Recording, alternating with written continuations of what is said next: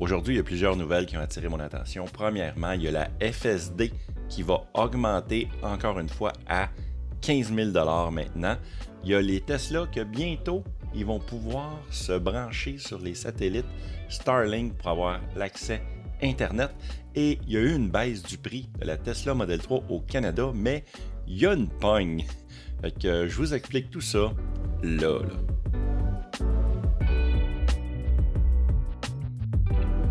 Salut tout le monde, mon nom est Yann Florent et bienvenue sur l'Autopilote. Cette vidéo est possible grâce à mes Patreons. Si vous voulez devenir un de mes Patreons, allez au www.patreon.com/Yann Florent. Là-dessus, qu'est-ce qu'on fait? Eh bien, vous avez du contenu exclusif. On plante des arbres, puis en plus, vous avez ma gratitude. C'est pas rien, ça, là. Tant qu'à y être, si vous aimez cette vidéo, ben profitez-en donc pour mettre un pouce en l'air et du même coup, pourquoi pas, vous abonner à cette chaîne si ce n'est pas déjà fait. Une petite parenthèse en commençant, moi j'ai vraiment hâte d'avoir la mise à jour 2022.24. Pour vous donner une petite idée présentement, il y a 19,5% qui sont encore avec la version 2022.12.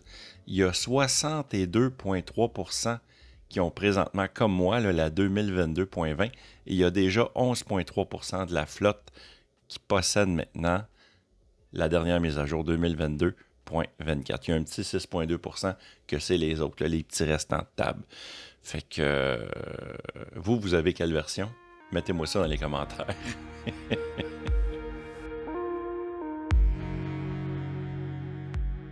J'espère que ça dérange pas trop, mais présentement, c'est que avant de commencer à faire le tournage, ma copine, Martine, ma conjointe, a parti une brassée de lavage. Fait que là, la sécheuse fonctionne en arrière-plan. Fait que j'espère que ça dérangera pas trop. Il y a Elon Musk qui a annoncé que Tesla va augmenter encore une fois le prix de la Full Self-Driving maintenant, qui va augmenter à 15 000 $ américains. Je ne sais pas encore le prix exact au Canada. Ça, c'est une augmentation de 20%. Cette augmentation-là, le prix, du moins, va entrer en vigueur le 5 septembre 2022, juste après qu'il y ait la méga mise à jour du FSD Beta 10.69.2. Ce sera pas long, je vais le dire, 10.69.2. Évidemment, si vous avez passé votre commande avant cette date-là, eh bien, le prix de 12 800 $, je pense, au Canada, ça va être respecté. Puis tout de suite après avoir annoncé ça sur Twitter, eh bien, Musk a ajouté un autre tweet pour inciter sur le fait que c'était super facile de mettre ton véhicule à niveau simplement en allant dans l'application Tesla. Moi, je pense qu'il veut vraiment pousser ça. Moi, le 15 000, quand j'ai vu ça, j'ai comme fait « OK, c'est réglé, j'aurai jamais la FSD. » Hey, c'est ben trop cher. Déjà à 12 000, c'était trop cher. Déjà à 10 000, c'était trop cher pour moi. Fait que là, 15 000, c'est comme OK, on met un petit X dessus. Hey, après plus de quand même 100 000 propriétaires de Tesla qui ont été ajoutés au programme FSD Beta, ben, le logiciel a quand même acquis une très grande expérience. C'est vraiment amélioré en 2022. Puis il y a quelqu'un qui a écrit à Elon Musk sur Twitter, puis c'était quand même intéressant ce qu'il y avait à partager. En fait, c'est un YouTuber, c'est James Locke, qui a partagé une recommandation. Il a demandé, dans le fond, que la licence de Tesla soit examinée puisque le FSD, qui est en cours de développement, n'est pas encore un produit fini. Totalement d'accord avec ce gars-là. Je le mentionne pratiquement à chaque fois que quelqu'un me pose des questions sur la FSD. Eh bien, il a suggéré qu'une licence commerciale soit utilisée pour lorsque les propriétaires vont placer leur véhicule dans une flotte de robots taxis. Dans son tweet, James Locke disait « Je recommande humblement qu'il soit temps de repenser le fonctionnement de la licence de la Full Self-Driving. Bien que la FSD soit encore en développement et non un produit fini, vous devriez avoir une licence d'utilisation personnelle et commerciale. L'utilisation personnelle devrait être moins chère pour permettre une sécurité maximale. » Totalement d'accord là-dessus. Puis il devrait avoir après ça une licence commerciale pour les robots taxis parce qu'ils vont faire de l'argent avec ça. Donc, ça a totalement du sens ce qu'il dit. Lorsque la flotte des robotaxis deviendra une réalité, eh bien, vous allez pouvoir proposer par la suite d'acheter une licence commerciale qui va être plus chère, un peu comme quand on achète l'autopilote amélioré puis qu'on veut passer à la FSD. Fait que comme ça, les propriétaires pourraient laisser Tesla prendre une grande partie des profits pour une licence personnelle. Fait que dans le fond, c'est vraiment d'utiliser un peu le même système qu'on a là. Mais ouais, totalement d'accord avec ça. En janvier 2022, Tesla a augmenté le prix de la Full Self-Driving, la conduite autonome complète, de 10 600 $ à 12 800 $ canadiens. À l'époque, il y a beaucoup de gens qui disaient déjà que la FSD était vraiment trop chère à 10 600 $, moi inclusivement. Puis surtout avec un logiciel non fini, avec des promesses non remplies depuis des années. Et bien par la suite, Tesla a utilisé une autre tactique en offrant, du moins aux États-Unis, un abonnement à partir de 99 $ par mois ou 199 $ par mois. Ça, si je ne me trompe pas, je pense que c'était 99 $ par mois si tu avais l'autopilote amélioré, puis c'était 199 par mois, mettons exemple, comme quelqu'un comme moi, qui n'a aucune de ces options-là. Fait que là, ils sont arrivés avec ça. Puis tu sais, c'est quand même pas bête comme idée. Ça va pouvoir te permettre de l'essayer. Ça te donne beaucoup plus de flexibilité. Puis ça te permet également de décider si tu veux le garder, le renouveler ou encore le canceller dans des mois que tu n'en as pas besoin. Tu sais, par exemple, mettons, là, tu sais, dans mon monde imaginaire à moi, là, tu sais, avec des arcs-en-ciel puis des licornes, que tout est beau, ben, tu sais, mettons que la FSD fonctionne à 100%, puis que je veux pas acheter ça à 15 000 $, ben, au Québec, là, je suis pas mal sûr, moi, qu'à partir du mois de décembre jusqu'au mois de mars, avril, il y a de la neige sur les routes, il y a des tempêtes de neige, c'est le bordel souvent, donc ça ne fonctionnera pas à 100% du temps, ça je vous le garantis. Je ne sais pas si vous avez déjà vécu une tempête de neige en hiver sur l'autoroute, tu sais, quand que tout le monde se suit en file indienne, puis qu'on voit juste les deux traces des pneus à peine, on voit juste la pavée de l'autoroute au sol, puis qu'on suit, puis que, tu sais, on voit tellement pas qu'on se dit, j'espère que le gars va à la bonne place, parce que si lui tourne à gauche, moi aussi je tourne, puis si c'est le champ, ben on se ramasse dans le champ tous les deux. Moi, il y a deux possibilités que je pense qu'il y aurait du bon sens. Il y en a deux. La première, c'est que la FSD, ça vaut pas 15 000.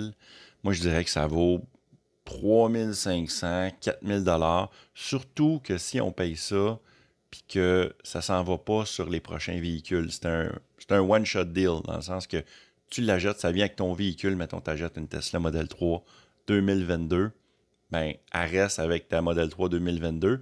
Puis disons que si jamais, exemple, tu la vends, ben, la voiture perd sa FSD, puis la personne suivante qui veut l'acheter paierait 3 500 $, par exemple. L'autre option que je serais peut-être prêt à considérer, ça serait une FSD, évidemment fonctionnelle là, à 100%. Je paierais 10 000 $. OK? Je serais prêt à payer 10 000 $. Mais, je voudrais qu'elle soit transférable. Et je m'explique. Il y a deux bonnes raisons à ça.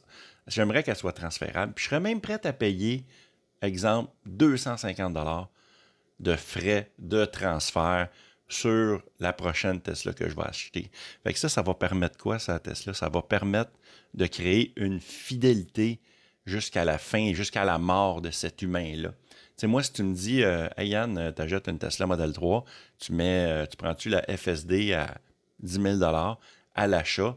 Fait que là, tu le finances sur 5 ans, 6 ans, 8 ans, ou tu payes comptant, tout dépendant de ton budget. Mais moi, mettons, je dirais, OK, je la mets sur 8 ans, exemple. Fait que ça serait un 10 000 de plus que j'absorberais sur 8 ans. Puis dans 8 ans, mettons que je veux changer ma Model 3, ben, je m'achèterais, mettons, un autre Model 3 ou un Cybertruck ou un Cybertruck. Ben là, dans ce cas-là, je paierais un frais de 250 $ puis il serait transféré. Mais ce que ça permettrait à Tesla, ça serait, oui, il ferait juste une fois le 10 000 $ sur la FSD, sauf qu'il créerait une fidélité à long terme. J'aurais pas le goût, moi, après 8 ans, exemple, de dire « Ah non, moi, je vais aller m'acheter une Ioniq 5, par exemple, ou n'importe quel autre véhicule, un Ford F-150, parce que je vais dire, tu vas avoir un attachement, tu vas dire, hey, je viens d'investir 10 000 sur une FSD, je veux le garder. Fait que là, ça veut dire que là, tu te mets à économiser sur tes autres véhicules, puis par la suite, c'est ça, tu crées une fidélité. C'est pas compliqué, parce que, sérieusement, là, 15 000, là, c'est trop cher pour moi. OK? Fait que Elon, baisse ton prix, trouve une autre façon. Sinon, ça devient encore un produit de riche. Puis je suis pas mal sûr que tu vas le rentabiliser, ton affaire.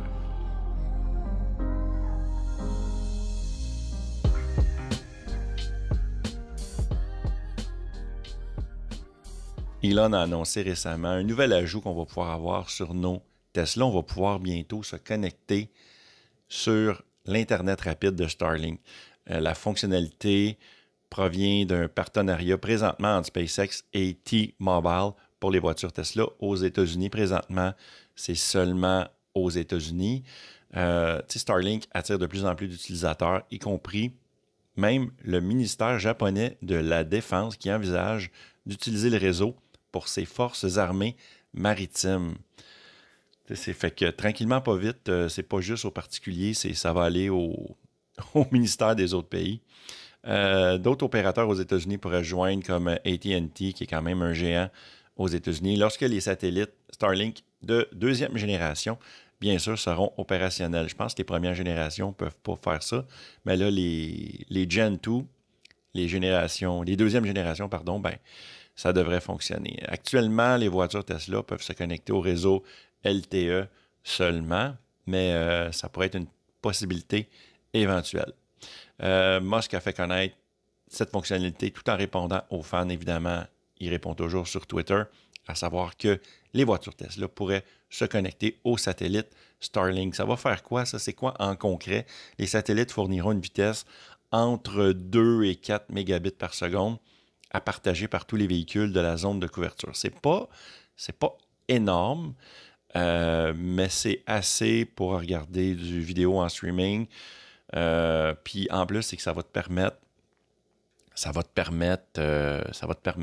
d'avoir accès, ce sera pas long, je pense que je vais le dire encore, ça va te permettre d'avoir accès à Internet, même si tu es à l'autre bout du monde, même si tu es loin de la civilisation, comme que je dis, même si tu es dans le cul d'un ours, tu vas pogner l'Internet.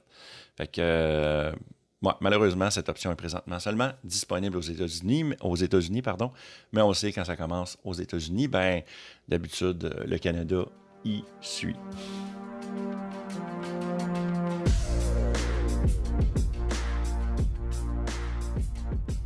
Le Model 3 au Canada a baissé de prix. Je pense qu'il était 61 980 $ avant. Il vient de descendre à 59 990 $. Fait que là, tout le monde se dit « Hey, c'est cool, le prix a baissé. Est-ce que j'ai accès aux rabais gouvernementaux? » Non. Je pense qu'on a toujours seulement accès à un rabais du gouvernement québécois, le 7 000 $. Mais il y a une crosse à ça parce que dans le fond, Tesla n'a pas baissé son prix. Tesla, c'est juste ajusté aux autres fabricants automobiles parce que les autres fabricants automobiles, eux autres, ils cachaient les frais de transport dans le prix. Puis Tesla, eux autres, les avaient inclus. Ce qui fait que le véhicule paraissait plus cher. Fait que là, ils ont baissé le prix, mais en bout de ligne, c'est la même maudite affaire. Fait que c'est ça la crosse. C'est que tout le monde a fait comme « Ah, Tesla a baissé ses prix. » Ben non.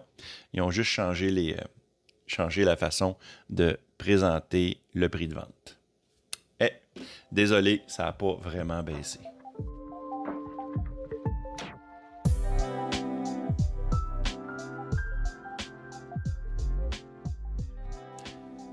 La question que j'ai pour vous aujourd'hui, jusqu'à combien vous êtes prêt à payer pour la FSD? Est-ce que vous seriez prêt à payer jusqu'à 10 000, 12 000, 15 000, 20 000? Jusqu'à où tu seras prête à fouiller dans le fond de ta poche? Mettez-moi ça dans les commentaires juste en bas. Un grand merci à mes Patreons de niveau performance et plaid. Mes Patreons plaid, merci à Balado Québec et merci à François Robida. Mes Patreons performance, merci à Francis Lessard et Roland Hardy. La meilleure place pour discuter avec moi, évidemment, c'est sur mon Discord. C'est disponible dans la description. Fait que voilà, c'est complet. Merci beaucoup d'avoir été là. Hey, ciao gang!